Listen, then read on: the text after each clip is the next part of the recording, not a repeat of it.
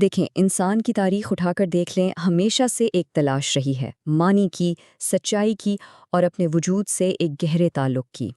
آج کا یہ تجزیہ اسی تلاش کا ایک فکری سفر ہے جو اسلامی الہیات، تصوف اور مذہب کے مطالعے کی مختلف روایات کو ایک ساتھ لے کر چلتا ہے۔ اور یہ جو تلاش ہے نا، یہ کوئی خیالی بات نہیں ہے، یہ تو انسان کی ایک گہری ضرورت ہے۔ آج ہم اسی دیانتداری کے ساتھ ان نظریات کی گہرائی میں اتریں گے جہاں ایمان اور تحقیق ایک دوسرے سے ملتے ہیں۔ تو آج ہم کہاں سے شروع کریں گے؟ سب سے پہلے ہم بات کریں گے اسلامی فکر کے بالکل مرکز کی، یعنی توحید الہی کی۔ وہاں سے ہم باطن کی دنیا یعنی روحانی تزکیہ کا جائزہ لیں گے، پھر دیکھیں گے کہ عقیدے کی حفاظت کے لیے متنی سالمیت کتنی ضروری ہے، اور مابعد طبیعاتی دنیا کو سمجھنے کی کوشش کریں گے۔ آخر میں ہم اپنے دائرے کو وسیع کرتے ہوئے تقابلی علمیت اور جدید دنیا میں ایمان کے چیلنجز پر بھی بات کریں گے۔ چلیں تو سفر کا آغاز کرتے ہیں اسلامی الہیات کی بالکل بنیاد سے، یعنی توحید الہی سے۔ اسلامی فکر میں ہر تصور کا آغاز اللہ کی مطلق وحدانیت کے اسی نظریے سے ہوتا ہے۔ توحید ہے کیا؟ یہ اسلامی عقیدے کا وہ مرکزی ستون ہے۔ سمجھیں کہ یہ وہ مرکز ہے جہاں سے باقی سارے نظریات اور اعمال نکلتے ہیں۔ یہ اللہ کی وحدانیت، اس کی انفرادیت اور اس کے ناقابل تقسیم ہونے کا اقرار ہے۔ اچھا، توحید کو صحیح سے سمجھنا ہے نا، تو اس کی ضد یعنی شرک کو سمجھنا بہت ضروری ہے۔ سوچیں کہ اگر توحید ایک صاف سیدھی روشنی ہے تو شرک کیا کرتا ہے؟ وہ اس روشنی کو بکھیر دیتا ہے، اس کی اصل شکل کو بگاڑ دیتا ہے۔ یہ صرف بت پرستی نہیں، بلکہ اس بنیادی عقیدے میں کسی بھی قسم کی ملاوٹ ہے۔ تو شرک میں کیا کیا آ جاتا ہے؟ جیسے کہ اللہ کی صفات کسی مخلوق کو دے دینا، یا یہ مان لینا کہ بھئی کوئی تعویذ یا کوئی چیز اللہ کے علاوہ خود بخود ہماری حفاظت کر سکتی ہے یا ہمیں فائدہ پہنچا سکتی ہے۔ یہ ایک ایسی فکری اور روحانی گمراہی ہے جو خالص عقیدے کو کمزور کرتی ہے اور انسان سے اس کی ذمہ داری کا احساس چھین لیتی ہے۔ اچھا، اس طرح کے گہرے موضوعات پر بات چیت کو آگے بڑھانے کے لیے آپ سب کا ساتھ بہت ضروری ہے۔ اگر آپ کو لگتا ہے کہ ایسا مواد جس میں علم بھی ہو، گہرائی بھی اور احترام بھی اہم ہے، تو بس 1 منٹ نکال کر لائک اور سبسکرائب کر لیں۔ اور ہاں، کامنٹس میں ضرور بتائیے گا کہ ایمان یا فلسفے کا کون سا پہلو سب سے زیادہ دلچسپ لگتا ہے۔ تو عقیدے کی بنیاد تو ہم نے سمجھ لی، اب چلتے ہیں اس کے اندرونی پہلو کی طرف، یعنی تصوف۔ یہ روحانی پاکیزگی کا راستہ ہے۔ یہاں فوکس صرف یہ نہیں کہ کیا ماننا ہے، بلکہ یہ ہے کہ ایک بہتر انسان کیسے بنا جائے۔ یہ ذاتی تبدیلی اور باطنی ترقی کا ایک پورا سفر ہے۔ تصوف کا راستہ کوئی بے ترتیب سفر نہیں، بلکہ یہ ایک منظم عمل ہے۔ اس میں سب سے پہلے اپنے نفس پر قابو پانا ہے، جسے مجاہدہ کہتے ہیں۔ پھر آتا ہے بہترین اخلاق، اور پھر ملتا ہے وہ علم جو تجربے سے حاصل ہو، یعنی معرفت۔ اور اس سفر کی منزل وہ ہے توحید کی ایسی کیفیت جہاں انسان کی اپنی ہستی اللہ کی محبت میں فنا ہو جاتی ہے، یہاں تک کہ عاشق اور معشوق کا فرق مٹ جائے۔ اور اسی بات پر یہ قول دیکھیں کتنا گہرا ہے۔ یہ اس بات پر زور دیتا ہے کہ روحانی بصیرت کے لیے صرف عبادت کافی نہیں، علم اور عمل دونوں ساتھ ساتھ چلتے ہیں۔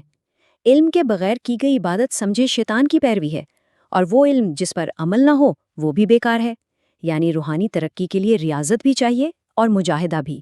اچھا، ایک طرف تو تصوف ہے جو ایمان کے باطنی تجربے کی بات کرتا ہے، لیکن اسلامی فکر میں ایک اور بہت اہم روایت بھی ہے جو عقیدے کی ظاہری پاکیزگی کو بہت اہمیت دیتی ہے۔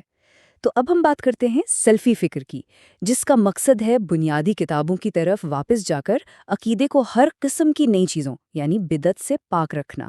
اب اکثر لوگ سمجھتے ہیں کہ تصوف اور سلفی فکر ایک دوسرے کی ضد ہیں، لیکن ایسا سمجھنا ایک بہت بڑی غلطی ہوگی۔ حقیقت میں یہ ایک طرح کی فکری کشمکش ہے جس نے صدیوں سے اسلامی روایت میں ایک توازن قائم رکھا ہے۔ ایک طرف باطن کی گہرائی ہے تو دوسری طرف متن کی مضبوطی، اور ان دونوں کے بیچ جو مکالمہ ہے اسی نے اسلامی فکر کو اتنا زندہ اور متنوع رکھا ہے۔ اور یہ رشتہ واقعی کتنا پیچیدہ ہے، اس کی ایک مثال شیخ حامد کی کہانی ہے۔ وہ باطنی علوم کے ماہر تھے، جنات سے نمٹنے کا ہنر جانتے تھے، لیکن حیرت کی بات یہ ہے کہ ان کا یہی تجربہ انہیں اس نتیجے پر لے آیا کہ اصل سچائی اور تحفظ تو سلفیت کے متنی اصولوں میں ہے۔ یہ بات دکھاتی ہے کہ کیسے ایک راستہ دوسرے کو سمجھنے میں مدد کر سکتا ہے۔ اچھا، عقیدہ صرف اس دنیا کی بات نہیں کرتا جو ہمیں نظر آتی ہے۔ اب ہم ایک ایسے موضوع کی طرف بڑھتے ہیں جو غیب سے تعلق رکھتا ہے۔ اسلامی کتابوں میں اس کا ذکر لوک کہانیوں کی طرح نہیں، بلکہ ایک وسیع مابعد الفطراتی حقیقت کے طور پر کیا گیا ہے، جس کا اپنا ایک وجود ہے۔ تو پھر سوال یہ اٹھتا ہے کہ اسلامی الہیات ان حقیقتوں سے کیسے ڈیل کرتی ہے جو ہماری مادی دنیا سے پرے ہیں؟ یہ ایک اہم سوال ہے جو عقیدے کو غیب کے تصور سے جوڑتا ہے۔ جب جنات کے تصور کی بات آتی ہے تو اسلامی فکر کا زور خوف پھیلانے پر بالکل نہیں ہے، بلکہ زور اس بات پر ہے کہ ایمان، ذکر اور اچھے اخلاق کے ذریعے اپنا تحفظ کیسے کیا جائے۔ جیسے ہم نے شیخ حامد کی کہانی میں دیکھا، جہاں ایک جن نے اسلام قبول کیا۔ یہ واقعہ ظاہر کرتا ہے کہ مادی اور غیر مادی دنیا کے درمیان ایک تعلق ہو سکتا ہے، لیکن اس میں سب سے بڑی ڈھال ایمان ہی ہے۔ اب تک ہم نے اسلامی روایت کو اس کے اپنے اندرونی زاویے سے دیکھا۔ چلیں اب ذرا دائرہ وسیع کرتے ہیں اور دیکھتے ہیں کہ ان روایات کو ایک باہر کے علمی اور تقابلی نظریے سے کیسے دیکھا جاتا ہے۔ یہاں مذہب کو ایک بڑے تاریخی اور ثقافتی فریم ورک میں رکھ کر سمجھا جاتا ہے۔ ایک علمی نظریہ ہے بین المذہب۔ یہ کیا کہتا ہے؟ یہ کہتا ہے کہ کوئی بھی مذہب الگ تھلگ نہیں ہوتا، ہر مذہب دوسرے مذاہب سے رابطے میں رہتا ہے اور ساتھ ہی اپنی روایات کو قائم بھی رکھتا ہے۔ تو علمی مطالعہ اسی بات پر فوکس کرتا ہے کہ وقت کے ساتھ ساتھ مختلف عقائد ایک دوسرے پر کیسے اثر انداز ہوتے ہیں۔ یوسف حائم یروشلمی کا یہ قول جدید علمی محقق کی پوزیشن کو بہت اچھے سے واضح کرتا ہے۔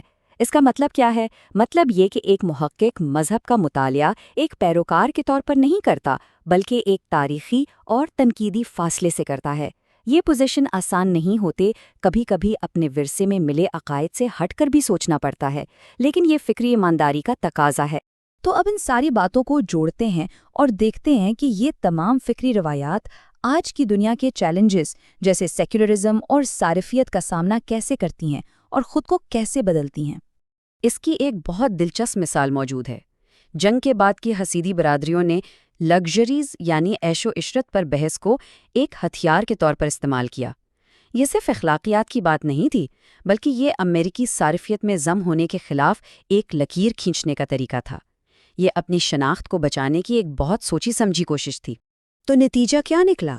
نتیجہ یہ ہے کہ جب الہیات کی وضاحت، روحانی تربیت اور علمی ایمانداری یہ سب مل جاتے ہیں تو ایک ایسا مضبوط اور لچکدار ایمان پیدا ہوتا ہے جو آج کی زندگی میں بھی اپنی معنویت برقرار رکھتا ہے۔ اور آخر میں سب سے اہم بات یہ ہے کہ یہ پورا سفر ہمیں دکھاتا ہے کہ ایمان اور عقل دشمن نہیں ہیں، بلکہ یہ سچ کی تلاش میں ایک دوسرے کے ساتھی ہیں۔ ہر ایک اپنے اپنے انداز میں ہمیں سمجھنے میں مدد کرتا ہے۔ تو ایک آخری سوال آپ سب کے لیے چھوڑ جاتے ہیں۔ آج کی دنیا میں جہاں ہر طرف الگ الگ سچائیاں ہیں، وہ کون سی ایک چیز ہے جو سچائی کے لیے انسان کی اس مشترکہ تلاش کو جوڑتی ہے؟ اگر الہیات، روحانیت اور علمیت کا یہ سفر آپ کی سوچ کو مہمیز دے گیا ہے تو اس وضاحتی جائزے کو لائک کریں اور ایسے ہی گہرے تجزیوں کے لیے سبسکرائب کرنا نہ بھولیں۔